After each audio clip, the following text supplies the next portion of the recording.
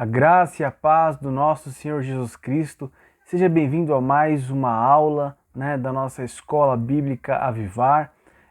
Hoje é a nossa aula de número 23, com muita alegria iniciamos esta aula. Você seja muito bem-vindo e já vamos também pegando em mãos papel, caneta, a nossa Bíblia, tá bom? Que Deus te abençoe poderosamente. Bom, nós vamos falar hoje, o nosso tema as epístolas instruem e formam os cristãos. Então, as epístolas, elas são as cartas escritas, no Novo Testamento. Então, são as cartas destinadas às igrejas ou destinadas a pessoas ali que foram canonizados, fazendo parte, então, do canon da Bíblia Sagrada. Então, nós vamos ter ali a carta para Timóteo, a carta para os Hebreus, temos a carta para a igreja de Roma, temos a carta para a igreja de Éfeso e assim sucessivamente, tá bom? Então nós vamos fazer aqui a nossa leitura para que a gente consiga então explanar essa visão de que essas cartas escritas, elas instruem e formam os cristãos, tá bom? Por isso, se elas nos instruem e nos formam, formam os cristãos, isto é muito importante. Por isso, daí o motivo do estudo. O texto áureo, então, se encontra em 2 de João, tá? Segunda carta de João, capítulo 1, verso 3. Segunda epístola de João, capítulo 1, no verso 3. Vai dizer assim: a graça, a misericórdia, a paz da parte de Deus Pai e do Senhor Jesus Cristo, Filho do Pai, sejam convosco na verdade e amor. Glória a Deus. Então a graça, a misericórdia e a paz da parte de Deus Pai e do Senhor Jesus Cristo, Filho do Pai, sejam convosco na verdade e amor. Agora vamos ler a nossa verdade prática. As epístolas apresentam instruções vitais para a compreensão da doutrina cristã, bem como para a formação dos cristãos. Então as epístolas apresentam instruções vitais ou de extrema importância para a compreensão da doutrina cristã, bem como para a formação dos cristãos. Então, nas epístolas nós vamos ter ali toda uma explicação, um aparato para a gente conseguir compreender as doutrinas, os ensinamentos cristãos, bem como para a formação do cristão em seu caráter, em sua conduta, tá bom? Vamos lá, então, nossa leitura bíblica em classe, nós lemos o texto bíblico, nós vamos começar em primeira carta de Paulo para Coríntios, primeira carta de Paulo para a igreja de Corinto. Então, 1 Coríntios, capítulo 1, tá bom? 1 Coríntios, capítulo 1, do versículo 1 ao 3.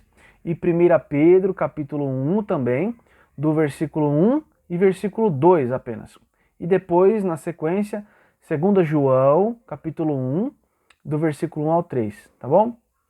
Então, 1 Coríntios, capítulo 1, versículo 1 ao 3.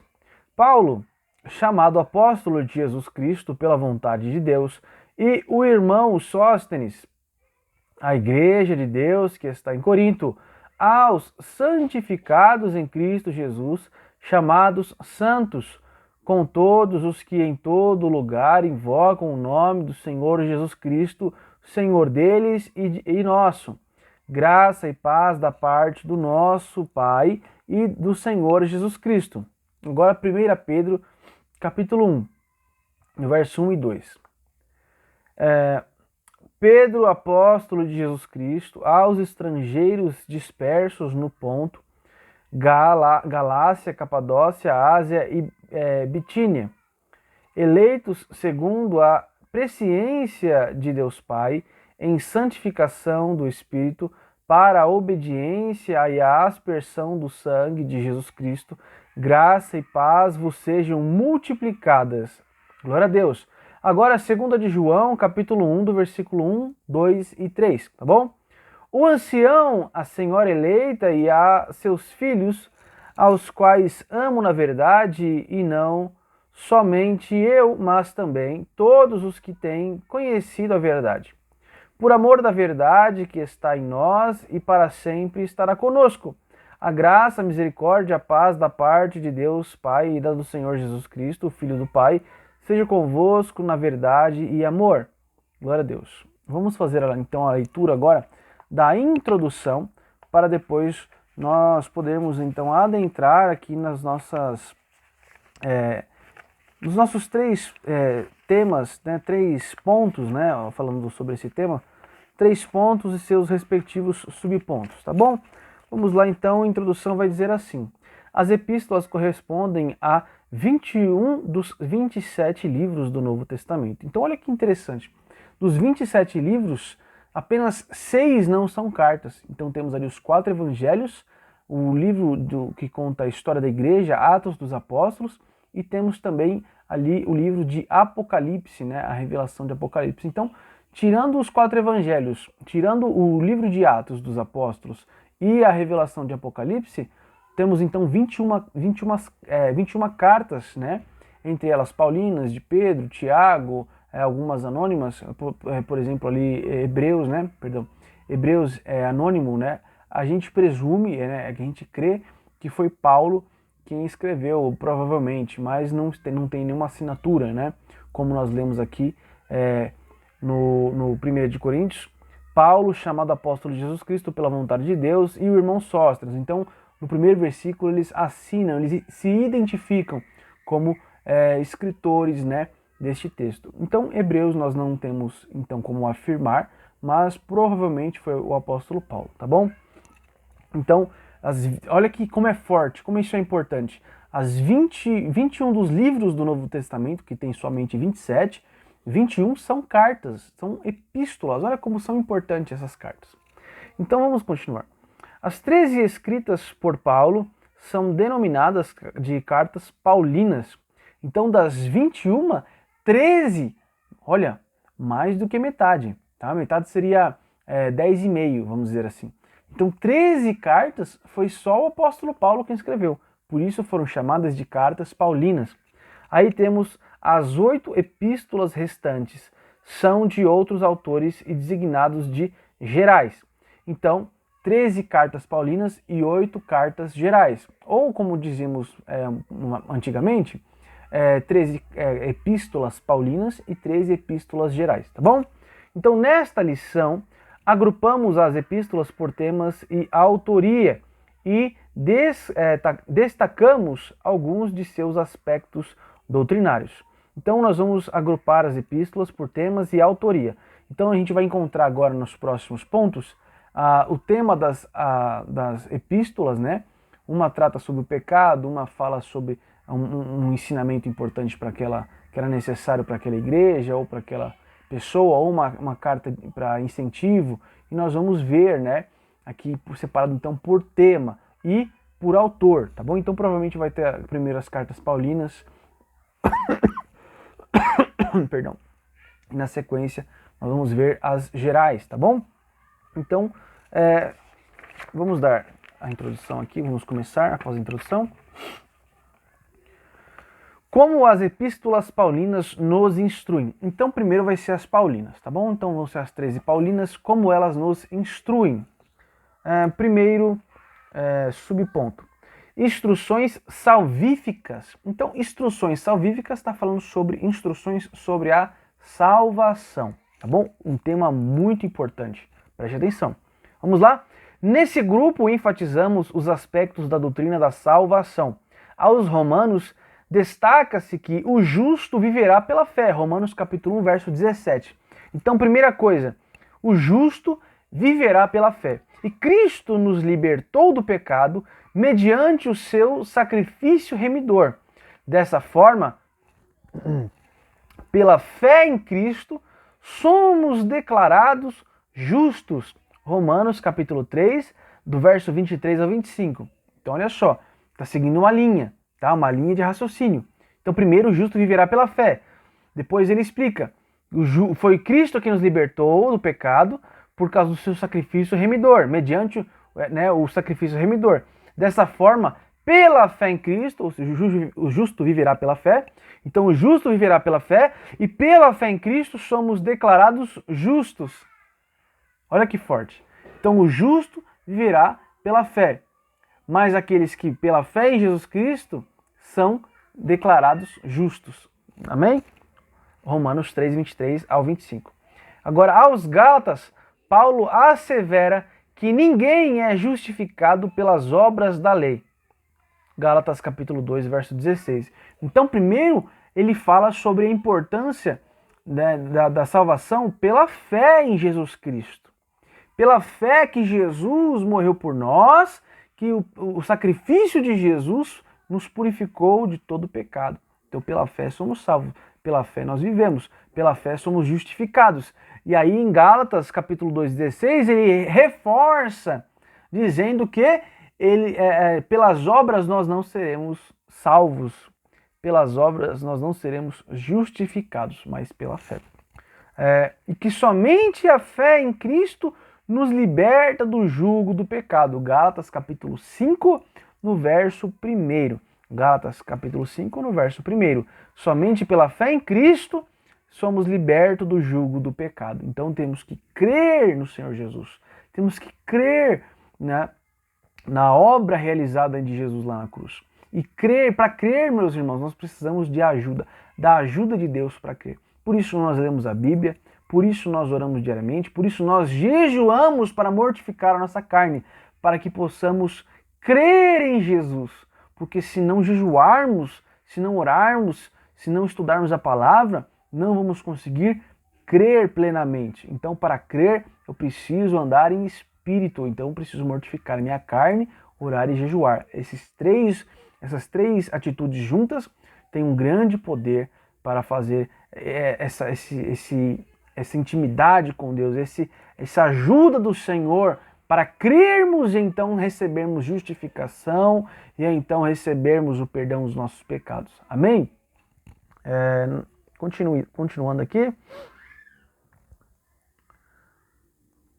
Isso. Em 1 Coríntios, Paulo ressalta a mensagem do Cristo crucificado. 1 Coríntios, capítulo 1, verso 23. Então agora ele ressalta, ele reforça, né, essa mensagem de Cristo crucificado. Então, mais uma vez falando sobre a fé. Mas fé em quê? Em que Cristo foi crucificado. E olha na sequência. Que ele morreu pelos nossos pecados, mas ressuscitou ao terceiro dia. 1 Coríntios, capítulo 15, do verso 3 ao 4. Então, 3 e 4. 1 Coríntios 15, 3 e 4. Então, 1 Coríntios 1, 23 e depois 1 Coríntios 15, 3 e 4. Jesus, ele foi crucificado, mas ele morreu por nossos pecados, mas ele ressuscitou ao terceiro dia. Então, a mensagem sempre ali, lembrando, reforçando, ensinando que Jesus, né, ele é o autor da nossa fé. Nossa fé tem que estar em Jesus. Temos que crer, sempre lembrar que Jesus morreu por nós, tá? Porque a gente vive, né, como se isso não fosse verdade. Então, os nossos ouvidos não podem entrar por um ouvido e sair pelo outro. Nós temos que ouvir e guardar no nosso coração para praticar a palavra. E Deus, que é fiel, vai nos ajudar através do jejum, através da oração, através do estudo da palavra, vai nos ajudar a crer em Cristo, crer no sacrifício dele, crer na obra realizada dele na cruz, que ele morreu levando os nossos pecados na cruz, mas não está morto, ele ressuscitou ao terceiro dia. Aleluia, glória a Deus. Tá bom? Então, olha, continuando. Em 2 Coríntios, Paulo fala aqui sobre o ministério da reconciliação. 2 de Coríntios, capítulo 5, verso 18. 2 de Coríntios, capítulo 5, verso 18. Sobre o ministério da reconciliação. O que é o ministério da reconciliação? Essa reconciliação com Deus. Nós estávamos afastados de Deus por causa do pecado, pelo pecado. E então Jesus ele vem derrubar esse muro, ele vem tirar essa separação, ele vem trazer reconciliação entre nós e Deus. E como ele faz isso? Ele remove o muro chamado pecado. Ele remove a culpa, a condenação do pecado que estava sobre nós. Então Jesus ele vem, ele morre na cruz levando os nossos pecados em nosso lugar e ele ressuscita ao terceiro dia, fazendo assim então o ministério da reconciliação, nos reconciliando com Deus Pai. Tá bom? Em que Cristo levou os nossos pecados e nos reconciliou com Deus, 2 Coríntios, capítulo 5, do verso 19 a 21. Agora o próximo ponto, tá? O segundo ponto aqui, subponto, é instruções a respeito de Cristo. Então agora as instruções nas cartas paulinas a respeito de Cristo. Falamos sobre as instruções salvíficas, agora as instruções acerca de Cristo, a respeito de Cristo. Nesse enfoque, o destaque são os aspectos da doutrina de Cristo. Doutrina significa ensino, ensinamento. Então, são os aspectos sobre o ensino acerca de Cristo. Então, aos Efésios, né, a igreja de Éfeso, o tema é Cristo como cabeça e a igreja como corpo. Efésios, capítulo 1, do verso 22 e 23. Então, lá em Efésios, capítulo 1, verso 22 e 23, nós vamos ver um ensinamento sobre Cristo. Qual? De que Cristo é a cabeça e a igreja é o seu corpo. Então, a cabeça, né, é quem comanda o corpo. O cérebro é quem comanda, quem dá movimento para o corpo. Então, o corpo precisa obedecer o cérebro. Quando uma mão não obedece, né, ali o comando do cérebro, tem alguma coisa interrompendo o sinal, a mão não se mexe. Então você quer mexer a sua mão, mas a sua mão não mexe. Isso é um defeito, um problema, né, que às vezes pode ser resolvido ou não. E por que isso acontece? Porque a sua mão, por algum motivo, né, fisiológico, ou da medicina vai procurar dizer, a ciência, mas por algum motivo esta mão não está obedecendo, né, o cérebro. Então, da mesma forma, essa mão, ela é um membro da igreja. E a igreja, um membro da igreja precisa obedecer a cabeça, que é Cristo. Por isso a sua igreja tem que obedecer a Cristo. Então, esta é a mensagem que Paulo escreveu para a igreja de Éfeso, tá bom? Então, Efésios capítulo 1, verso 22 e 23. E nesse sentido, a igreja foi eleita em Cristo. Efésios capítulo 1, verso 4. E redimida em Cristo. Efésios capítulo 1, verso 7. Então agora a igreja foi eleita, foi escolhida em Cristo. Jesus, ele escolheu aqueles que creem nele. Então, aqueles que creem que Jesus é o Filho de Deus, que morreu, né, ressuscitou, né, levou os pecados da humanidade e ressuscitou ao terceiro dia, eles são os eleitos, os escolhidos de Deus. E ali em Efésios capítulo 1, verso 7, fala a igreja é redimida em Cristo. Ela é lavada, ela é reconciliada com Deus, ela é redimida, né, de seus pecados em Cristo Jesus, através do sacrifício de Cristo. Em Efésios 1,12 vai dizer que para a glória de Cristo. Então a igreja ela é eleita pela fé, ela é redimida em Cristo pela fé e pela obra de Cristo, e isso acontece para a glória de Cristo, ou seja, não merecemos. Não merecemos ser aplaudidos, elogiados, ovacionados. A glória, a honra é para Cristo. Se tem alguém que é responsável pela nossa salvação, pela nossa vitória, pela nossa bênção de estar aqui hoje, é Jesus Cristo. Não é a nossa capacidade, nosso mérito, as nossas boas obras, porque todos nós somos pecadores e estamos condenados ao inferno. Façamos muitas boas obras ou não. Então, é para a glória de Cristo. Efésios capítulo 1, verso 12. Agora para a igreja de Filipe, né? Aos filipenses a mensagem enfatiza que o viver é Cristo. O viver é Cristo. Filipenses capítulo 1, verso 21.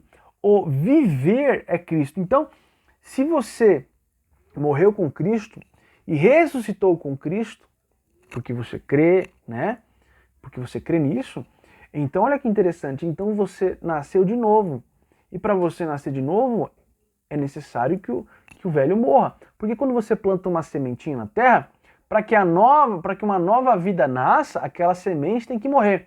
Então aquela semente morre e daquela morte nasce uma nova vida, que vai dar aquela planta, aquela árvore, mas a semente tem que morrer. A semente não pode estar viva. Então, da mesma forma, o nosso velho homem morreu para que o novo viva. E como que é esta nova vida? Esta nova vida é Cristo. E viver é Cristo significa viver para Cristo.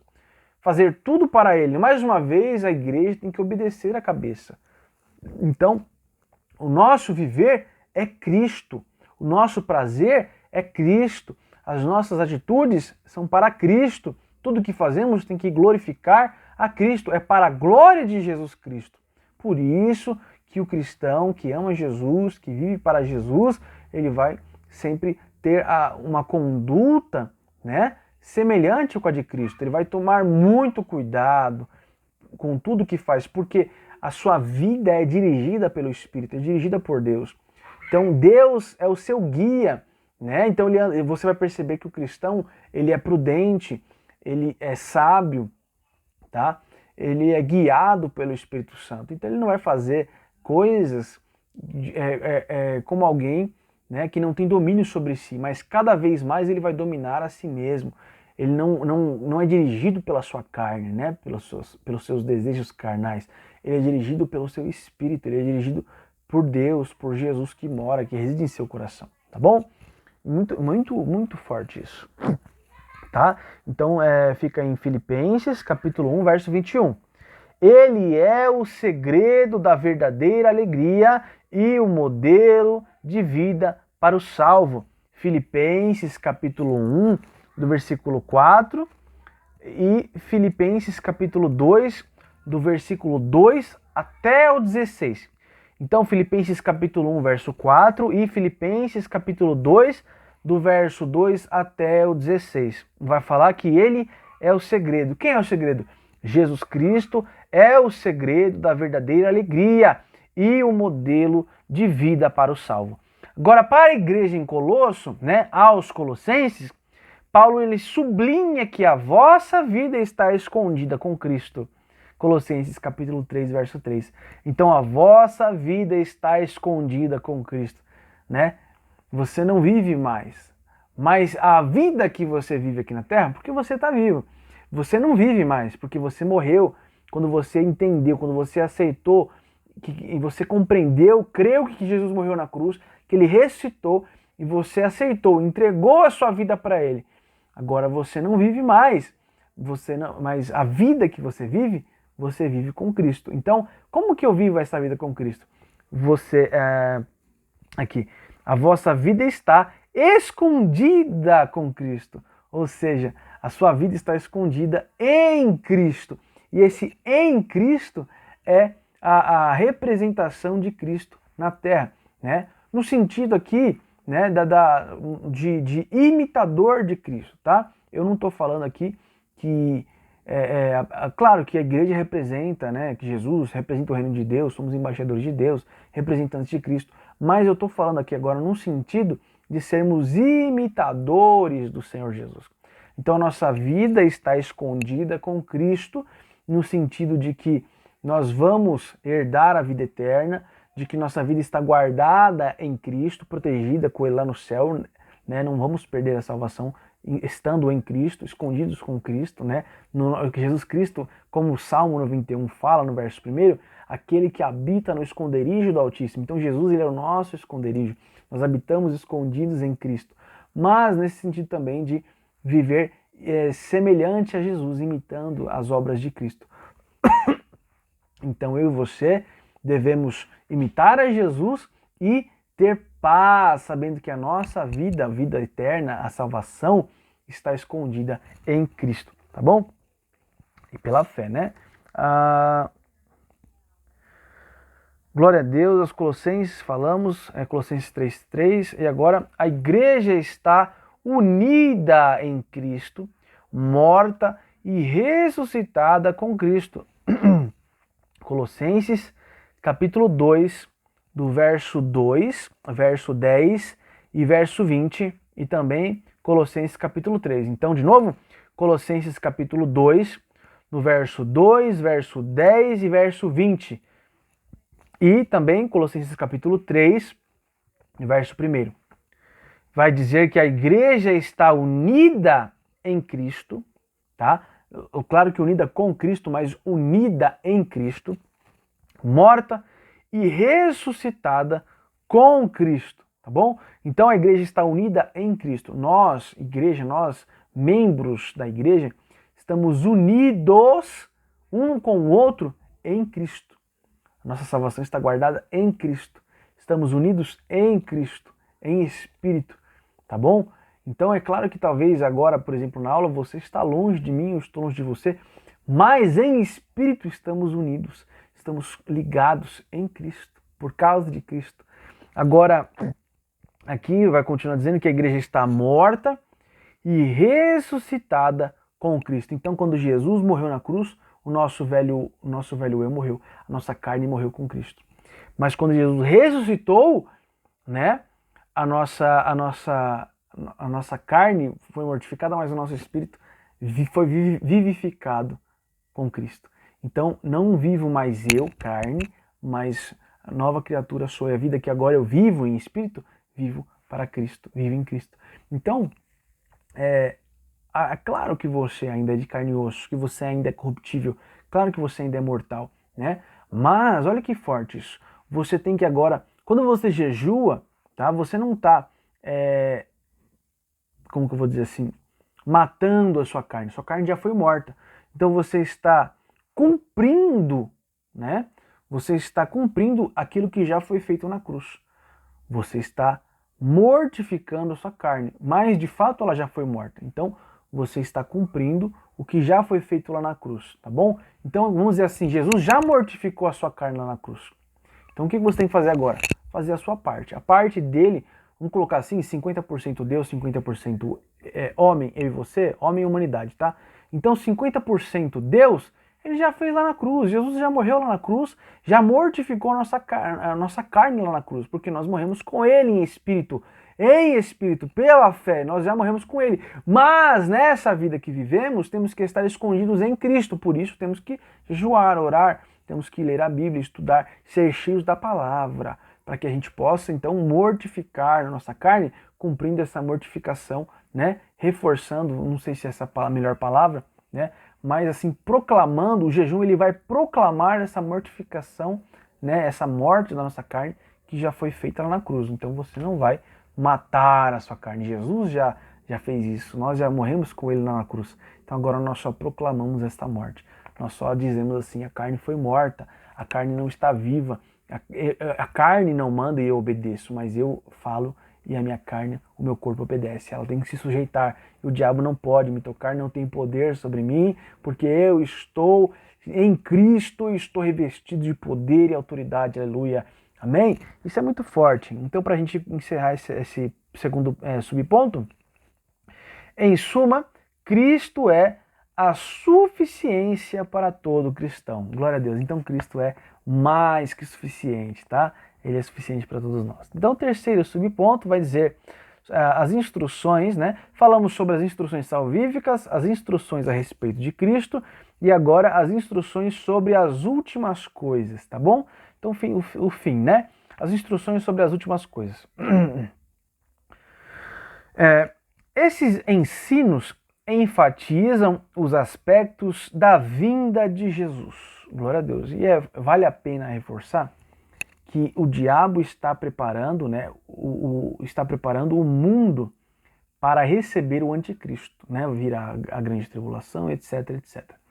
Então, o diabo, Satanás, né, o reino das trevas, o reino tenebroso, está preparando o mundo, os ímpios, para a chegada do anticristo.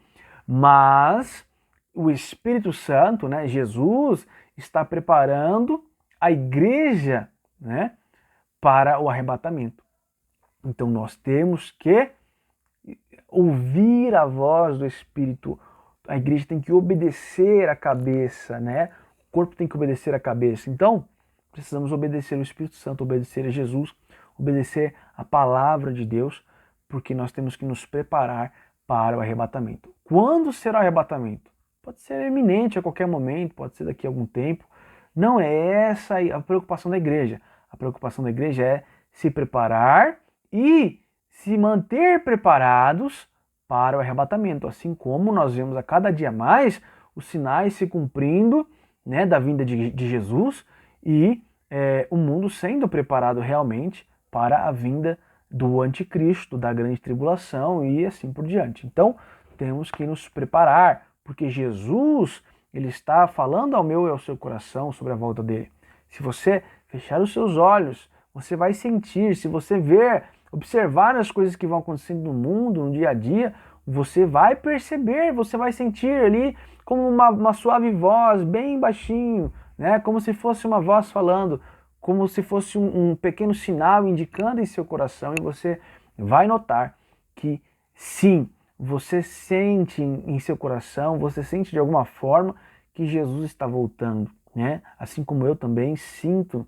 Então, nós devemos obedecer à palavra. Então, assim como o mal vai preparar o mundo para o mal, né, para a volta de Jesus, porque o mal ele não vai preparar para o arrebatamento, mas para a segunda vinda. Ele quer corromper o maior número de pessoas possível, ele quer destruir o maior número de famílias e sociedade possível. Então, para isso, ele vai destruir, né, a igreja e a família, né, a boa conduta, a santidade, a pureza. Então, ele vai colocar pai contra filho, filho contra pai, vai trazer ali o rico odiando o pobre, o preto odiando o branco, e assim por diante, fazendo então divisão entre as pessoas, ódio, diferenças, abandonando o ensinamento bíblico da família, abandonando o ensinamento bíblico, né, cristão, do caráter, da boa conduta, dos mandamentos de Deus, e assim preparando a sociedade para uma unificação global, né, uma ordem mundial, um único líder mundial, né? O mundo caminha para isso, e é cumprimento, né? Vai acontecer mais cedo ou mais tarde, mais cedo em algum tempo, daqui a algum tempo, ou daqui muito tempo. Não temos como dizer isso, e eu estaria extremamente equivocado e longe da palavra se eu dissesse, olha, vai ser tal dia, tal ano, pode ser daqui tanto tempo, mas não temos como falar isso com certeza. Apenas podemos dizer que sentimos realmente, acreditamos pela fé que está próximo, né? Próximo no sentido assim, vamos deixar em aberto, né? Pode ser agora, pode ser daqui a um tempo, mas realmente não sabemos nós também quantos anos vamos ter de vida ou o tempo do arrebatamento, e devemos, assim como vemos o mundo se preparando para esse líder mundial, que será o anticristo, né? Vemos já o ataque contra a igreja, contra os ensinamentos cristãos, né? Contra os valores da família, cada vez mais se levantando e cada vez mais veementemente, cada vez mais impetuosamente lutando contra essa estrutura, né? Mais tradicional, mais bíblica, e trazendo então novos ensinamentos, distorcendo tudo que foi ensinado por Deus à humanidade, para que então prepare o mundo para o anticristo, os ímpios, as pessoas para o anticristo. Então o Espírito Santo também está queimando os corações dos homens e das mulheres de Deus para preparar a igreja para a volta, para o arrebatamento, tá bom? Então temos sim que nos preparar. Então, as instruções das últimas coisas. Esses ensinos enfatizam os aspectos da vinda de Jesus. Em 1 de Tessalonicenses, Paulo ensina que no retorno de Cristo, nós, os que ficarmos vivos, seremos arrebatados. 1 de Tessalonicenses 4, no verso 17. Sendo necessário para esperar no Senhor, conservar irrepreensível o espírito, a alma e o corpo. Então, perdão, água, né? Então, em 1 de Tessalonicenses, capítulo 4, verso 17, vai falar que o ensinamento de Paulo, que nós, os que ficarmos vivos, né? Que não morrermos no dia do arrebatamento, estivermos vivos, seremos arrebatados. Quem? Em 1 Tessalonicenses 5:23 vai falar. Quem vai ser arrebatado? Vai ser necessário para o arrebatamento? esperar o Senhor. Então, primeiro aspecto, eu tenho que estar esperando o Senhor. Então, todo dia você tem que falar, Senhor, eu estou esperando a sua volta, o seu arrebatamento. Então, primeiro aspecto de quem será arrebatado, estará esperando no Senhor, não está desapercebido. Você quer um exemplo disso? Você abre um jejum, passa 1 hora de jejum, 2 horas de jejum, você quebra o jejum, chupa uma bala, come alguma coisinha. Você só quebrou o jejum porque você se esqueceu que estava de jejum. Eu também já fiz isso. Então, qual foi o erro? Foi comer estando de jejum? Não, você já tinha quebrado o jejum quando você comeu. O seu erro foi se esquecer que estava de jejum. Você se esqueceu que abriu um jejum, que estava em jejum, ou seja, você não estava focado no jejum. Você fez qualquer outra coisa, menos jejuar. Tá? Você só ficou sem comer. É como aquele jejum de exame de sangue, né? Não tem propósito, você não está ali em espírito, em oração, focado no jejum. Então, assim também, na volta do Senhor, você não vai deixar de ir para o céu porque você apenas porque você pecou. Mas, né, lógico, não estou dizendo aqui que você vai ser arrebatado em pecado, mas estou dizendo que você, antes de pecar, você parou de esperar no Senhor. Então, antes de alguém pecar, essa pessoa parou de aguardar o arrebatamento. Todos os dias nós temos que esperar. Pode ser hoje, o último dia.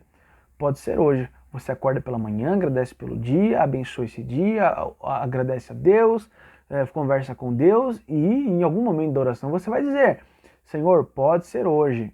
Prepara o meu coração, me ajuda a estar atento, alerta, preparado para a sua volta, para o seu arrebatamento, o arrebatamento da igreja.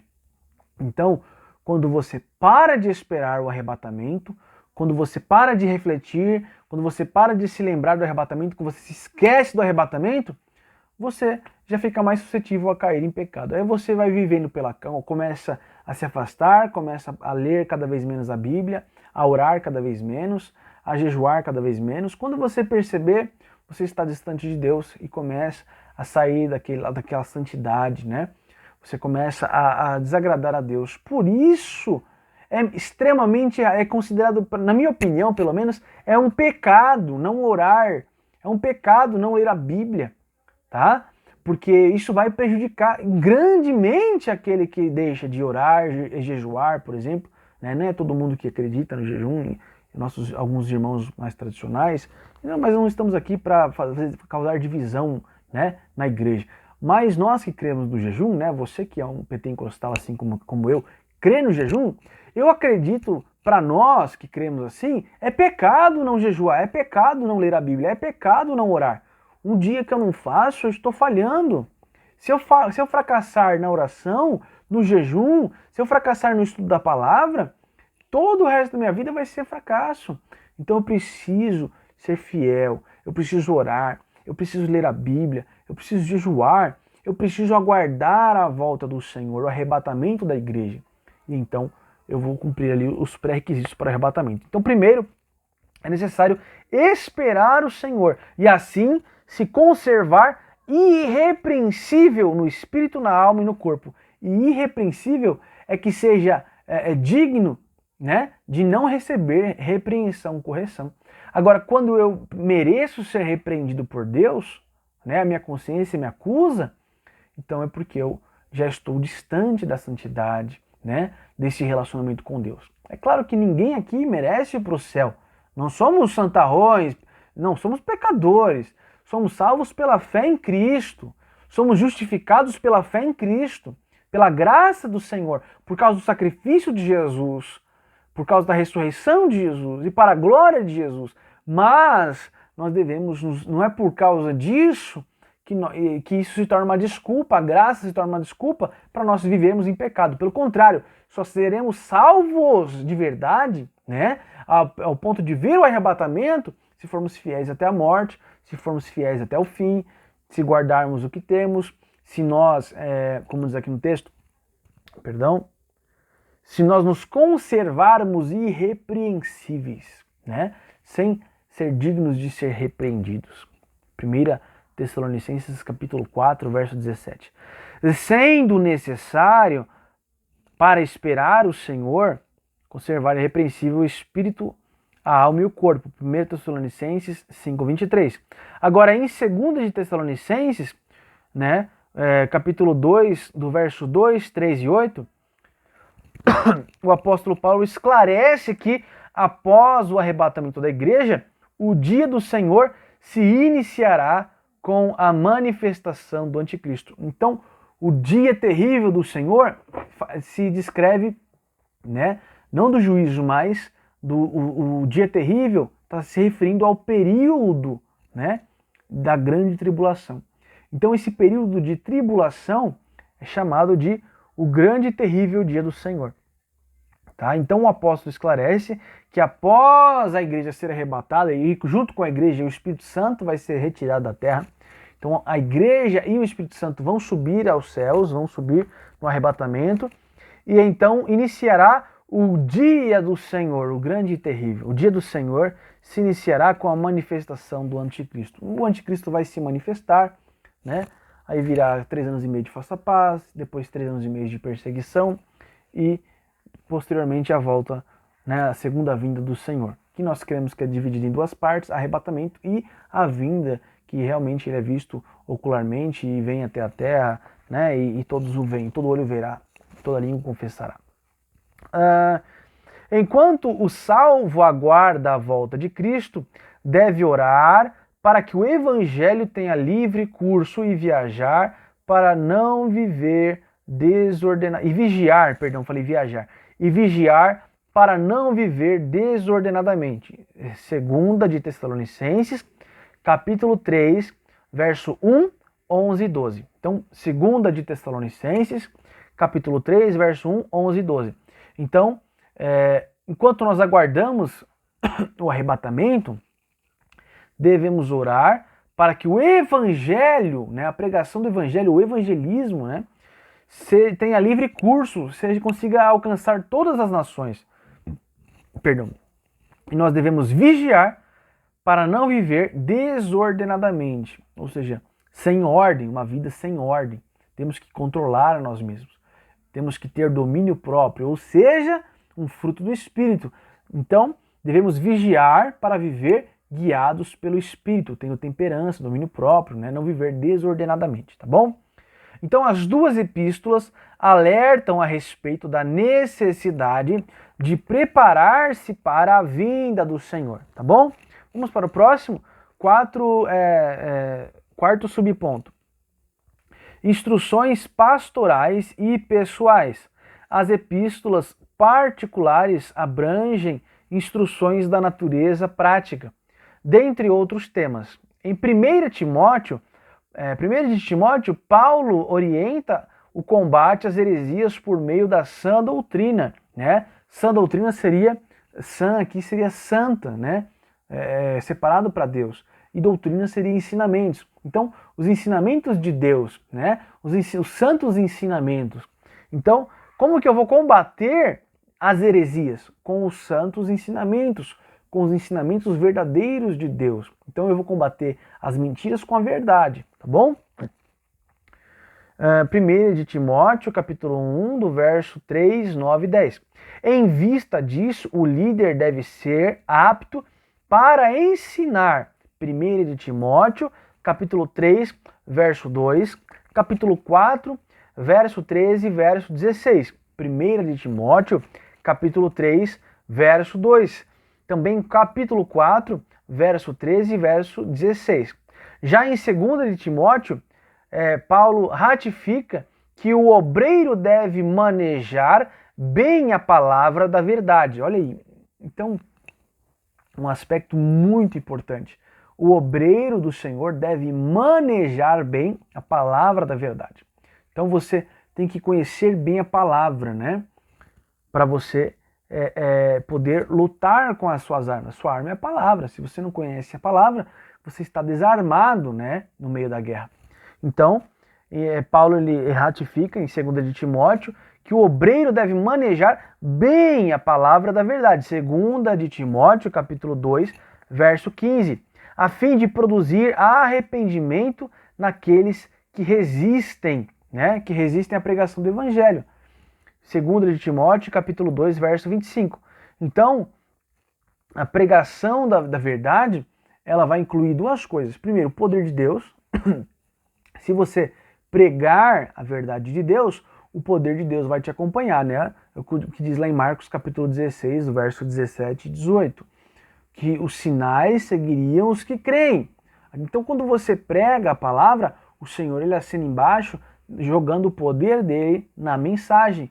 E através da pregação, você vai ver sinais e milagres e maravilhas acontecendo. Você vai orar e vai ver o enfermo ser curado, você vai ver libertações, expulsações de demônios e o poder de Deus vai ser manifestado. Inclusive, você vai ser usado em profecia e revelações, tudo isso para a glória de Deus e porque a pregação do evangelho tem que ser pregada, tem que ter livre curso. Então, o obreiro tem que manejar bem a palavra para que ele possa, então, pregar a verdade e com o objetivo de produzir o arrependimento naqueles que resistem à verdade. Então, a pessoa resiste, tem um coração duro, você vai pregar a verdade, você tem que conhecer muito bem para conseguir explicar de uma forma, ensinar, pregar de uma forma que aquela pessoa ela fique desarmada, que aquela pessoa ela fique ali ouvindo a palavra e ela não tenha como contestar aquilo.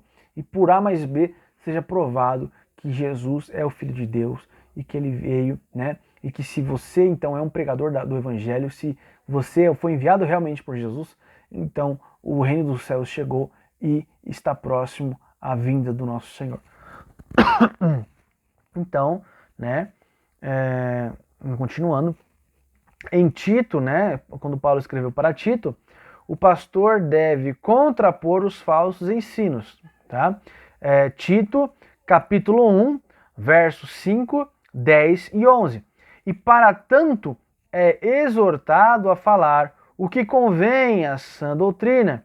Tito, capítulo 2, verso 1. Então, o que convém à sã doutrina? Ele tem que falar o que convém, o que beneficia. Se for para falar, nós devemos falar da palavra de Deus, de forma a ensinar e instruir as pessoas. Tito 2:1. Já em Filemon, a carta para Filemon, a mensagem enfatiza o perdão, tá? Então olha só, sem perdão, se eu não perdoar, também não serei perdoado pelo meu Pai que está no céu. Então o transgressor arrependido deve ser recebido mais do que o servo como irmão amado. Então, o transgressor, aquele pecador que se arrependeu, ele tem que ser recebido pela igreja mais do que um servo, mais do que alguém que está ali servindo na igreja, mas como um irmão amado, em Filemon, capítulo 1, Filemon 16, versículo 16. Bom, a sinopse então desse primeiro ponto, que é como as epístolas paulinas nos instruem, vai dizer assim: as epístolas paulinas nos instruem a respeito de Cristo, sobre as últimas coisas e trazem instruções pastorais e pessoais. Glória a Deus. A segunda epístola, segundo ponto, como as epístolas gerais nos formam. Então, as epístolas paulinas nos instruem e as epístolas gerais nos informam. Como elas nos informam? Temos 3 pontos aqui. Primeiro ponto, as epístolas de Pedro. Primeira de Pedro aborda o sofrimento cristão. Tá? 1 de Pedro, capítulo 1, verso 6, aborda o sofrimento cristão. E ela ensina, essa epístola ensina que as provações fortalecem a fé. 1 de Pedro 1,7. Então, as nossas provações, as nossas dificuldades, as nossas lutas, as nossas batalhas, os nossos desafios, as nossas provações fortalecem a nossa fé. E a nossa fé em Cristo Jesus. Que é preciso santificar-se. Então ela ensina que a aprovação fortalece a fé e ensina que é necessário santificar-se. E também ensina que nós devemos suportar os agravos, suportar a opressão, os ataques do inimigo.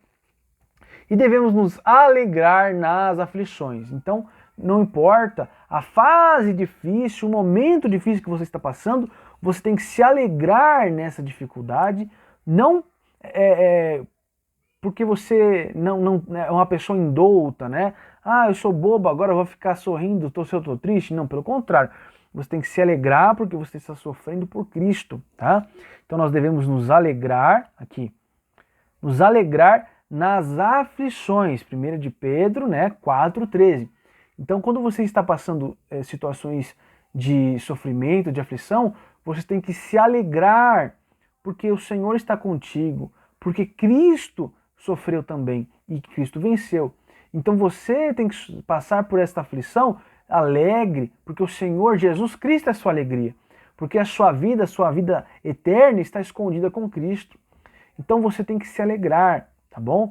Você tem que se alegrar. O crente, ele não fica triste no meio da aflição, ele se alegra, tá? É claro que nós vamos ter momentos difíceis, né? Não estou dizendo aqui que quem está de luto tem que sair gargalhando de felicidade. Mas estou dizendo que nos momentos das aflições podemos encontrar alegria em Cristo, regozijo em Cristo, tá bom? Podemos ser otimistas, encontrar o lado bom das dificuldades, tá bom? Porque tem dificuldade que vai nos promover, não vai nos fazer retroceder. Você vê Davi ele teve que matar leão, teve que matar urso. Davi, ele teve que cuidar das ovelhas. Davi, ele teve que ser mensageiro. Ele foi o responsável por limpar as armas de Saul. Foi tangedor, tocava música para Saul dormir. Ele levava queijo para os irmãos. Davi teve que lutar contra um gigante. E olha só quanto problema, quanta aflição. Mas o que ele fez?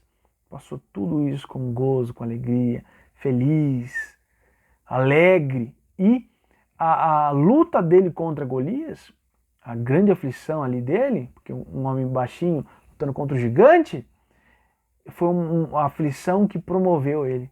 Então você não pode se entristecer com as aflições, porque talvez essa aflição, talvez essa situação que você está passando vai te promover. Então tem um porquê de todas as coisas cooperam para o nosso bem. Por isso, principalmente extremamente por causa de Jesus, que é a nossa alegria, mas também por isso, né, devemos nos alegrar nas aflições, tá bom? Então, nos alegrar nas aflições e assegura, então as epístolas de Pedro nos assegura que o próprio Deus é quem aperfeiçoa, confirma, fortifica e estabelece o crente fiel. 1 de Pedro 5:10. Então, olha que forte. O próprio Deus, tá? Não é o pastor, tá bom? Não é a igreja que vai mudar, que vai te fortalecer. Não é o pastor que vai lá na tua casa e vai falar, irmão, força, você vai conseguir, tá bom? A própria palavra do Senhor está ensinando, tá? Que a igreja vai pregar. A missão do pastor é pregar a palavra. A missão da igreja é pregar a palavra. E você tem que ajudar o pastor, você tem que ajudar a igreja para que essa missão seja cumprida. Mas em nossas dificuldades, nas minhas dificuldades, na minha transformação, na minha mudança, nas suas dificuldades, tá?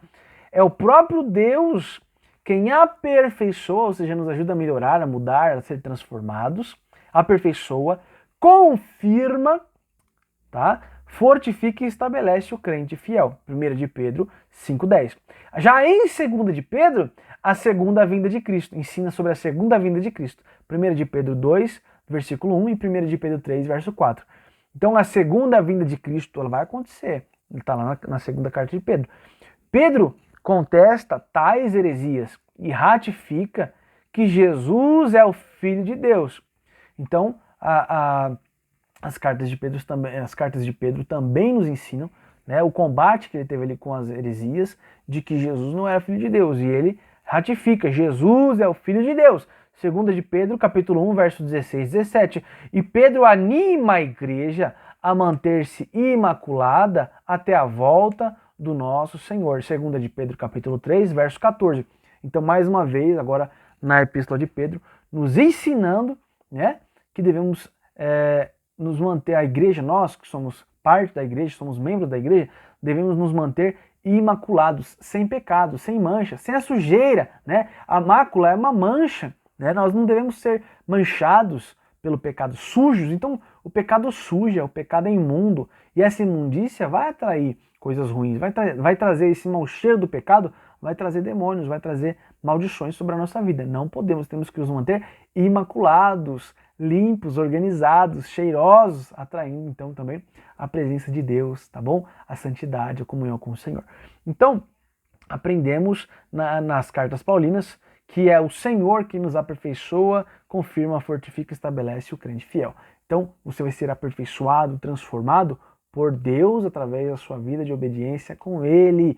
Não é o pastor, não é a irmãzinha, não é o obreiro, o diácono, o presbítero, o evangelista, o missionário, não é a igreja quem promove transformação. A igreja promove a pregação do evangelho e todos nós somos responsáveis para fazer esta mensagem, esta missão da igreja ir avante, né? E promover a pregação do evangelho e ensinar, né, a mensagem, os ensinamentos para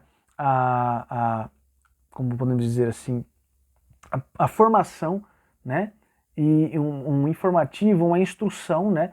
Uma instrução do comportamento da igreja e a formação da igreja para que espere a volta do Senhor Jesus. Segundo subponto desse segundo ponto, o segundo vai ser assim: as epístolas de João, tá bom? Falamos das epístolas paulinas, agora as de Pedro e agora vamos para as de João. Primeiro de João adverte sobre o falso ensino que negava a encarnação de Jesus. Encarnação, tá? É quando um ser espiritual ou divino, ele é encarnado, tá? Ou seja, ele se transforma em carne, tá? Então, ele vai ser encarnado. Então, Jesus, né, que era o próprio Deus, ele se encarnou em um feto no ventre de Maria, tá bom? Então, ele pelo poder do Espírito Santo, né? O poder do Espírito Santo fecundou o óvulo dentro do ventre de Maria e ela gerou ali Jesus, tá bom? Então Jesus foi encarnado. Então a primeira epístola adverte, né, sobre esse falso ensino que fala sobre negava a encarnação de Jesus, falando que ele era apenas um ser humano normal, não que ele era Deus que foi encarnado. 1 de João, capítulo 1, do verso 1 e capítulo 4, verso 2 e 3. As demais heresias gnósticas também foram combatidas em 1 de João, capítulo 5, do verso 13 ao 21. Tá? Então, as heresias que foram combatidas dos gnósticos, você vai encontrar em 1 de João, capítulo 5, verso 13 ao 21. O Evangelho de João explica que o salvo deve viver em comunhão com os irmãos, tá? Então explica que o salvo deve viver em comunhão com os irmãos. 1 de João, capítulo 1, verso 6 e verso 7. Ensina a afastar-se da prática do pecado. 1 de João, capítulo 2, verso 1, capítulo 3, verso 7. Nos ensina a amar uns aos outros. 1 de João 4:11. Nos ensina a vencer o mundo por meio da fé. Ou seja, você vence o pecado, você vence o mundo por meio da fé. E isso está em 1 de João, capítulo 5, verso 4. Já em 2 de João, fala das heresias, né, do docetismo e gnosticismo. São novamente refutadas. 2 de João, capítulo 1, versos 7 e 8. E a igreja é exortada a perseverar na doutrina de Cristo. 2 de João, capítulo 1, verso 9. E a usar a sabedoria ao receber pessoas em casa. Então, a segunda epístola de João, capítulo 1, se eu não me engano, é isso? Isso, 2 de João, capítulo 1, do verso 10 e verso 11. Nos ensina a usar de sabedoria, ter cuidado, ter cautela, vigiar, quando receber pessoas em nossa casa. Muito forte. Já em 3 de João, destaca-se a fidelidade de Gaio e Demétrio e a reprovação do mau testemunho de Diótrefes, tá? E por fim, João adverte ao cristão: não sigas o mal, mas sigas o bem. Terceira epístola de João, capítulo 1, verso 11, tá bom? Então, esse segundo aqui ponto, falando das 3 cartas de João, ele vai combater muitas heresias, né? Ali do primeiro século, tá? Agora, se a gente for for parar para explicar aqui todas, a gente vai estender muito tempo e a gente já está por volta de 1 hora. Então, se for do seu interesse, comenta aqui embaixo. Eu quero aprender sobre as heresias, tá? A gente vai falar um pouco sobre os gnósticos, sobre as heresias, tá bom? Tem bastante coisa para falar, mas eu não vou começar a pontuar aqui, tá? E se você desejar, tiver curiosidade ou dúvida, a gente fala um pouquinho disso numa próxima aula, tá?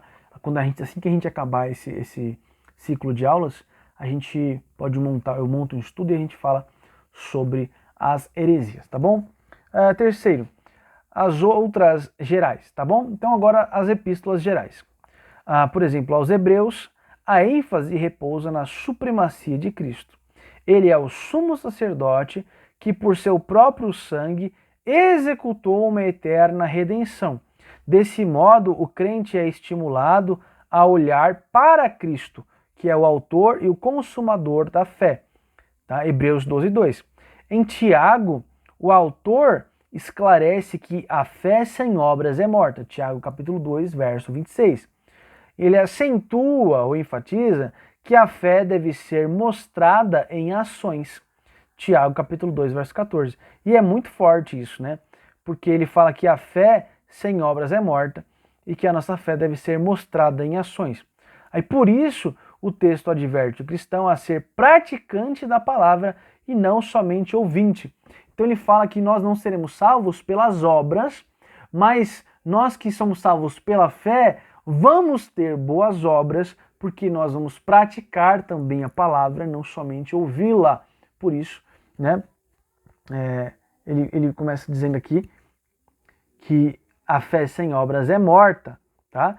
Então você não é salvo pelas obras, você é salvo pela fé, mas se você é salvo pela fé, você que é salvo tem boas obras, porque a fé sem as obras é uma fé morta e vazia. Então a fé deve ser demonstrada em ações, por isso nós devemos praticar a palavra de Deus, tá bom? Então agora em Judas, na epístola de Judas, na carta de Judas, o salvo é exortado a batalhar pela fé. Judas 1:3. Isso por causa das Isso por causa dos hereges, né? Que são aquelas pessoas que ensinam mentiras, heresias. Os hereges infiltrados na igreja. Então Judas ele vai combater, no versículo 4, os hereges, os mentirosos que estavam dentro da igreja, disfarçado ali ou aos redores, pregando uma mensagem parecida com a verdade, mas distorcida, tá bom? Então, os hereges, né? Por causa dos hereges infiltrados na igreja. Assim, o crente é instruído a orar e a perseverar, né?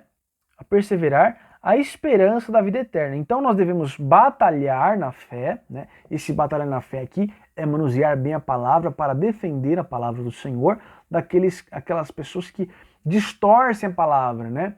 Que vão falar assim: não, Deus é amor, Deus não condena, Deus ama todos, Deus ama o pecador. Não, Deus ama o pecador, Ele é amor, mas Ele é justiça, né? E como que nós vamos conciliar o amor da justiça de Deus? Ele é justo, e porque Ele é justo, Ele tem que condenar a mim e a você. Mas Ele nos ama, então porque Ele nos ama, Ele mandou Jesus para pagar o preço dos nossos pecados. Mas quando eu creio que Jesus levou os meus pecados, agora não vivo mais eu, mas a minha vida tem que ser para Cristo, e isso implica em ser guiado pelo Espírito Santo, não praticar mais os pecados que a Bíblia de Deus, a palavra de Deus inspirada pelo Espírito Santo, condena. Então como eu vou dizer, né? Deus é amor, e começa toda aquela mentiraiada, distorce a palavra de Deus, tá? Então, se foi Deus quem inspirou a palavra, e eu sou guiado por Deus, e eu sou contra a palavra, tá? A palavra diz que é pecado fazer isso, isso e isso, tá? Não faça isso. E eu vou lá e faço. Como que eu posso dizer que eu sou guiado por Deus, ou que eu tenho Deus no meu coração, ou que eu vou ser salvo, se o Deus que escreveu a Bíblia, o Deus que inspirou a palavra, ele está falando que não é para fazer e eu estou fazendo. Peraí. Mas Deus está comigo. Então, Deus ele vai se contradizer, o Espírito Santo vai se contradizer, ele vai falar que não é para pecar, mas depois ele vai e fala assim, não, pode pecar, eu sou amor, eu amo todos. Não. Não podemos cair nessas mentiras, por isso temos que batalhar, né, a batalha da fé, por causa dos hereges, dos mentirosos, ensinando, propagando por aí as mentiras. Então nós temos que orar e perseverar na esperança da vida eterna. Temos que orar e perseverar nessa esperança de ter a vida eterna, tá bom? Então, resumindo, as epístolas gerais advertem o cristão, o crente, a respeito da santificação, a respeito dos falsos ensinos e enfatizam a supremacia de Cristo e a esperança da vida eterna. Glória a Deus. Para a gente encerrar, as epístolas continuam a falar.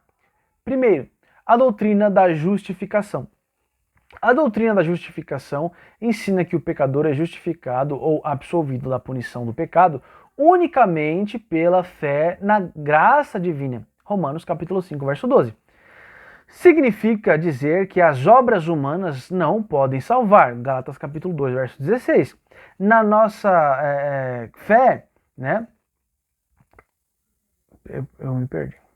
Na nossa fé, nós professamos crer na restauração do homem por meio do arrependimento e por meio da fé em Cristo. Romanos capítulo 3, verso 23 e verso 24. Então nós cremos, né, na restauração do homem, que ele pode ser restaurado, resgatado dessa vida de pecado, e isso acontece por meio do arrependimento sincero e verdadeiro e por meio da nossa fé em Cristo. No novo nascimento, né, pela graça de Deus, mediante a fé, e na justificação pela fé no sacrifício de Cristo. Esse é um ensinamento fundamental da fé cristã. Tá?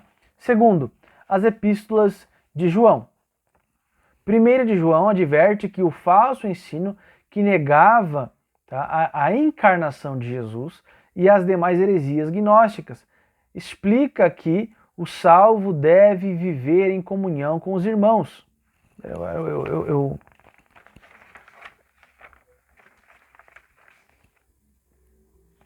Eu pulei, peraí. Perdão, vamos lá? Eu parei aqui, ó. Essa doutrina é fundamental da fé cristã. Ok, correto. 2. Doutrina da santificação, me perdoem. A doutrina da santificação implica uma vida separada do pecado. Isso mesmo. Então, primeiro falamos sobre a doutrina da justificação, que ensina que o pecado é justificado, né, pela fé em Cristo Jesus. Tá bom. Então, essa é uma doutrina, a doutrina da justificação é uma doutrina fundamental da fé cristã. Agora, a doutrina da santificação. A doutrina da santificação implica uma vida separada do pecado e nossa fé ensina que já foi salvo, a quem já foi salvo e justificado, o novo crente, ele entra de imediato no processo de santificação, tá? Então, ó, a doutrina da santificação implica, né, a doutrina seria o ensinamento, então o ensino sobre santificação implica em uma vida separada do pecado. Então nós cremos que se você já foi salvo e justificado pela fé, né, você se torna um novo crente, novo cristão. E agora você inicia, né, o processo de santificação. Porém, essa transformação vai sendo aperfeiçoada durante a jornada do cristão. Desse modo, o cristão precisa ser santificado pelo Espírito, 1 de Pedro 1:2, e precisa purificar-se tanto da carne como do Espírito, 2 de Coríntios 7:1. Pois sem a santificação ninguém verá o Senhor. Glória a Deus. Terceiro, a doutrina da glorificação. A doutrina da glorificação é a última etapa da nossa salvação. Romanos 8, do verso 17 ao 30. Nesse processo, o pecador é salvo pela graça, justificado pela fé, santificado pelo Espírito e prossegue até a medida da estatura de Cristo, Efésios 4:13. Quer dizer que ao final do processo da salvação, a glória perdida no Éden, pelo primeiro Adão, será restaurada, 1 de Coríntios 15:45. Trata-se de uma promessa, Trata-se de uma promessa da futura transformação de nosso corpo mortal em um corpo glorioso. Filipenses capítulo 3, verso 21. Que será dada, que se dará por ocasião da vinda do Senhor. Tá bom? Então a doutrina da glorificação, basicamente, explica aqui o processo, né, da doutrina de justificação e de santificação, né? Você foi salvo, justificado, né, pela fé, e aí você depois começa o processo de santificação e vai sendo aperfeiçoado ao longo da vida, né, através da palavra e da oração e do jejum, enfim. E depois entra nessa doutrina da glorificação, que é através desse processo, na volta de Cristo, no arrebatamento, nós teremos um corpo glorificado. Então, o nosso corpo vai ser transformado, um corpo que é mortal, um corpo que é carnal, né, que é corruptível, será transformado em um corpo imortal e um corpo que não é corruptível, né, que não pode ser corrompido pelo pecado. Então, nós vamos recuperar a glória que Adão tinha, né, antes de pecar lá no Éden. Então, antes de Adão pecar, ele andava nu e não sentia frio, ele não conhecia o pecado, ele era imortal. Depois do pecado, ele perdeu aquela glória. E quando nós, né, formos arrebatados, vamos recuperar aquela glória de Adão. Todos nós que fomos arrebatados, né? Eu quero também e sei que você também quer. Então, nós vamos ter esse corpo glorificado, transformado. Será a consumação desse processo, né?